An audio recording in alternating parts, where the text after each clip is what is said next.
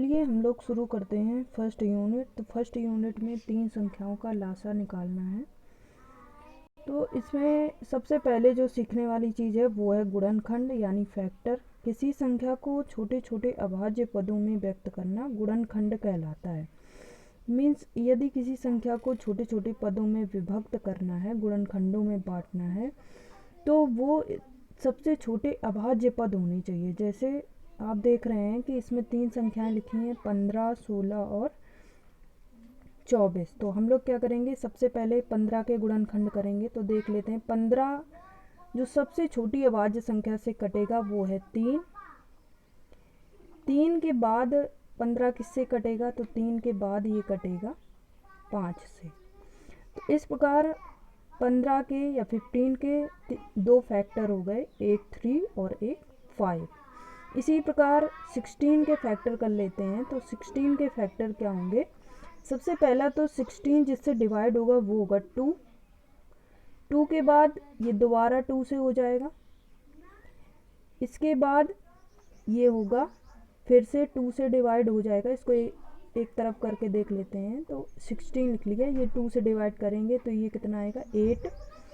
फिर इसको 2 से करेंगे तो ये आएगा 4। फिर से इसको 2 से करेंगे तो ये आएगा 2 और 2 से करेंगे तो ये आएगा 1। तो इस तरह हमने देखा कि इसके फैक्टर कितने हो गए, 2 इंटू 2 इंटू 2 इंटू 2। कितने फैक्टर हो गए, 2 इंटू 2 इंटू 2 इंटू 2। इसी प्रकार 24 के फैक्टर करेंगे।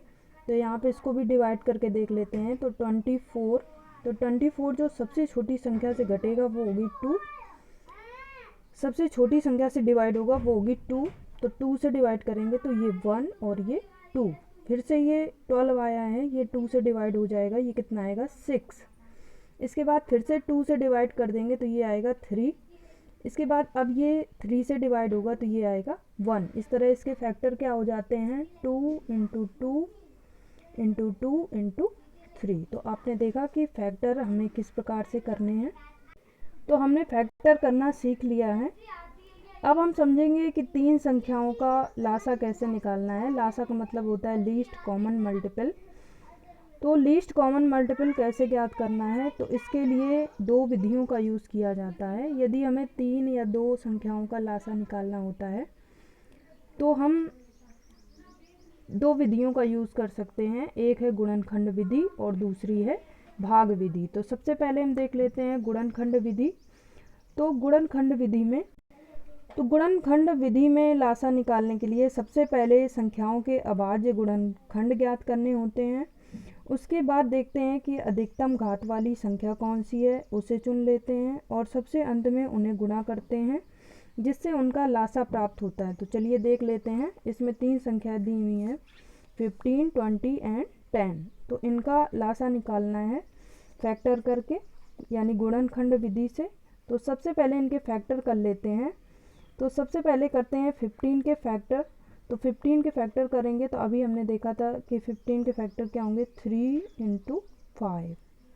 इसी प्रकार 20 के फैक्टर कर लेते हैं। तो 20 के फैक्टर करेंगे तो क्या होंगे, 2 इंटू 2 इंटू 5। क्या हो गए, 2 इंटू 2 इंटू 5। इसी प्रकार 10 के फैक्टर कर लेंगे। तो 10 के फैक्टर क्या हो जाएंगे, 10 के फैक्टर हो जाएंगे 2 इंटू 5।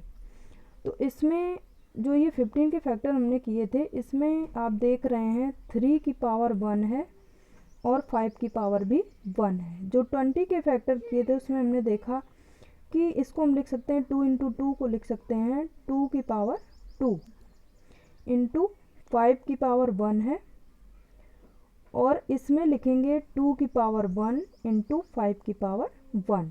तो इसमें आप देख रहे हैं 3 प्रकार की संख्या, एक 3 है, एक 5 है, एक 2 है। तो इसमें प्रत्येक संख्या को एक बार लेंगे। तो 2 को ले लिया, 3 को ले लिया और 5 को ले लिया।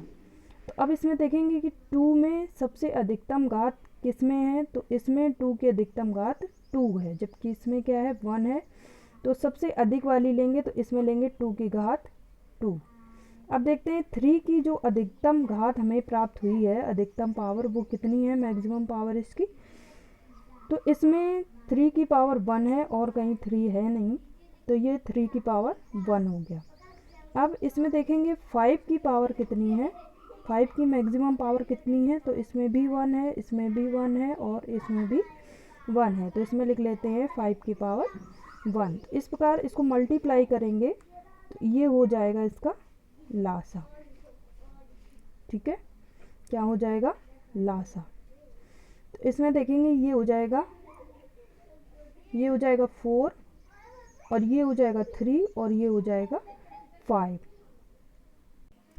तो इस प्रकार इसको मल्टीप्लाई कर लेंगे तो ये कितना हो जाएगा, 4 इंटू 3 हो जाएगा 12, 12 इंटू 5 60, कितना हो जाएगा 60। तो इसका जो लासा आया वो कितना आया, 60। चलिए दूसरा एग्जाम्पल देख लेते हैं। दूसरा एग्जाम्पल है 116, 221, 234।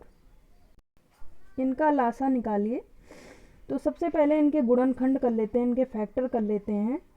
तो 116 के फैक्टर क्या होंगे, इसके फैक्टर होंगे 3 इंटू 3 इंटू 13। इसी तरह 221 के फैक्टर क्या होंगे, इसके फैक्टर होंगे 13 इंटू 17, जिसके बाद जो गुणनखंड है वो होंगे 13 इंटू 17। इसी प्रकार 234 के गुणनखंड होंगे 2 इंटू 3 इंटू 3 इंटू 13 इंटू 17। तो इसके मैंने डायरेक्ट कर लिए हैं, आप चाहें तो पहले की तरह जैसे पहले मैंने किया था वैसे भाग दे के कर सकते हैं। तो इसमें देखेंगे पावर लिख लेंगे, तो 3 2 बार लिखा है तो 3 की पावर हो जाएगी 2 और 13 एक बार लिखा है तो 13 की पावर हो जाएगी 1। अब इसमें एक बार लिखा है 13 तो 13 की पावर हो जाएगी 1 और 17 की पावर हो जाएगी 1। इसी तरह 234 में 2 एक बार लिखा है तो 2 की पावर हो जाएगी 1, 3 2 बार लिखा है तो 3 की पावर हो जाएगी 2, 13 एक बार लिखा है तो 13 की पावर 1 और 17 एक बार लिखा है तो 17 की पावर 1। अब हम देख लेते हैं, इसमें 3 है, 13 है, 17 है और 2 है, तो सभी संख्याओं को एक एक बार लिख लेते हैं। तो 2 है, 3 है, 13 है और 17 है। तो इन तीनों में देख लेते हैं कि 2 की पावर मैक्सिमम कितनी है, तो इसमें 2 है नहीं, इसमें 2 है नहीं, इसमें 2 की पावर 1 है, तो 2 की पावर कितनी हो जाएगी 1। अब इसमें देखेंगे 3 की पावर कितनी है, तो इसमें 3 की पावर 2 है, इसमें 3 है नहीं, इसमें 3 की पावर 2 है, तो 3 की जो मैक्सिमम पावर हमें मिली है वो है 2। इसी प्रकार देख लेंगे 13 की पावर कितनी है, तो इसमें 1 है, इसमें 1 है और इसमें भी 1 है, तो 13 की मैक्सिमम पावर 1 है। अब 17 देख लेंगे तो 17 इसमें 1 है और इसमें भी 1 है, तो कितनी है 1। तो इन्हें आपस में मल्टीप्लाई कर लेंगे, तो इन्हें जब मल्टीप्लाई करेंगे तो आएगा 3978। ये जो है ये क्या हो जाएगा, इनका लासा। तो ये थी इनकी गुणनखंड विधि। गुणनखंड विधि से लासा कैसे निकालना है, तो वो विधि थी ये। अब हम लोग देख लेंगे कि भाग विधि से लासा कैसे निकालना है। तो अब देख लेते हैं कि भाग विधि से लासा कैसे निकालते हैं। तो इसमें देखते हैं कि इसमें भी वही संख्याएं मैंने ली हैं जो पहले गुणनखंड विधि से, ताकि आपको पता चल जाए कि दोनों विधियों से जो आंसर आता है वो एक ही आता है। तो आपने देखा था कि गुणनखंड विधि में 15, 20 और 10 का जो हमने लासा निकाला था उसका जो आंसर आया था वो आया था 60। तो अब हम देख लेंगे कि भाग विधि से इसका आंसर कितना आता है। तो भाग विधि कैसे करते हैं, तो इसमें क्या करेंगे, जैसे 15 लिखा है तो इनको रो और कॉलम में लिख लेंगे। तो ये लिख लिया मैंने, ये लिख लिया 15, ये लिख लिया 20 और ये लिख लिया 10। तो ये लिखने के बाद हम देखते हैं कि ये छोटी से छोटी कितनी संख्या से डिवाइड हो सकते हैं तीनों। तो सबसे पहले हम क्या करते हैं, 2 से डिवाइड करते हैं। 15 तो नहीं होगा, लेकिन 20 और 10 होगा। तो 15 नहीं होगा तो 15 को जैसे का तैसा लिख देते हैं। 20 होगा तो 20 को डिवाइड करके लिख देंगे तो कितना हो जाएगा 10, और 10 को डिवाइड करके लिख लेंगे तो कितना हो जाएगा 5। अब क्या करेंगे, अब इसमें 10 जो है वो अभी 2 से डिवाइड होगा, तो 2 से एक बार और डिवाइड कर लेते हैं। तो ये हो जाएगा, ये 15 रहेगा, और ये हो जाएगा 5, और ये हो जाएगा 5। अब क्या करेंगे, अब इसको 3 से डिवाइड कर लेते हैं, क्योंकि 2 से बड़ी संख्या कौन सी है, 3 है। तो 3 से डिवाइड कर लेंगे, तो 3 से इसको डिवाइड करेंगे 15 को तो आएगा 5। इसको जैसे का तैसा लिख लेंगे, ये डिवाइड नहीं होगा 3 से। अब क्या करेंगे, तीनों में 5 5 लिखा है, 5 से डिवाइड कर लेंगे। 5 से डिवाइड करेंगे तो ये आ जाएगा 1 1 और 1। अब इसके जो मल्टीपल हमें मिले हैं 2 2 3 5, तो इनको हम आपस में मल्टीप्लाई कर लेंगे तो लासा हमें मिल जाएगा। तो देख लेंगे 2 इंटू 2 इंटू 3 इंटू 5, तो कितना हो जाएगा, ये हो जाएगा 2 इंटू 2 4, 4 इंटू 3 कितना हो जाएगा 12, 12 इंटू 5 कितना हो जाएगा 60। तो ये जो लासा आया वो 60 आया, जो कि पहले हमने गुणनखंड विधि से किया था उसमें भी 60 ही आया था। तो इसमें क्या करेंगे, इसमें 117 2 से डिवाइड नहीं होगा, 221 भी डिवाइड नहीं होगा, लेकिन 234 डिवाइड होगा। तो इसे 2 से डिवाइड कर लेते हैं, तो इसको जैसे का तैसा लिख लेंगे 117, इसको लिख लेंगे 221, और इसको लिख लेंगे, इसको डिवाइड कर देंगे, तो इसको डिवाइड कर देंगे तो आएगा 117। अब इसको क्या करेंगे, 3 से डिवाइड कर लेंगे, तो 3 से इसको डिवाइड करेंगे तो ये आएगा 39, ये आएगा 221, ये 3 से डिवाइड नहीं होगा, ये भी आएगा 39। अब क्या करते हैं, इसको 3 से दिख रहा है कि अभी ये 39 डिवाइड हो जाएगा, तो एक बार 3 से और डिवाइड कर लेते हैं, तो ये आएगा, ये आ जाएगा 13, और ये जैसे का तैसा रहेगा 221, और ये भी आएगा 13। अब हम लोग क्या करते हैं, इसको 13 से डिवाइड कर लेते हैं, क्योंकि अब ये 13 से कम में डिवाइड होने वाला नहीं है। तो 13 1 जा 13 हो जाएगा, और ये हो जाएगा 17, क्योंकि 221 को जब 13 से डिवाइड करेंगे तो ये आएगा 17, और 13 को 13 से डिवाइड करेंगे तो आएगा 1। अब इसमें एक बार और डिवाइड कर लेते हैं 17 से, तो ये आ जाएगा 1 1 1। अब हमने देखा कि ये जो मिले ये हमें मल्टीपल मिल गए, तो हम इनको क्या करेंगे, मल्टीप्लाई करके लासा ज्ञात कर लेंगे।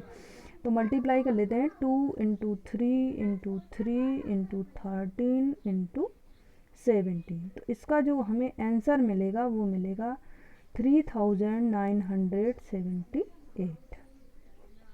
ओके, देन हमने पहले भी देख लिया था, गुणनखंड विधि से भी हमारा आंसर यही मिला था।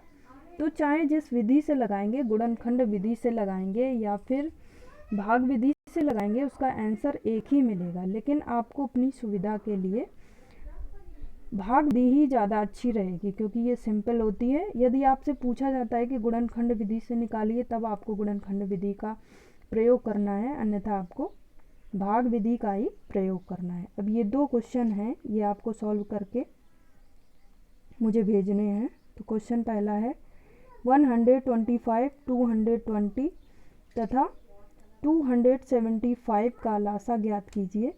दूसरा क्वेश्चन है 200 250 तथा 300 का लासा ज्ञात कीजिए।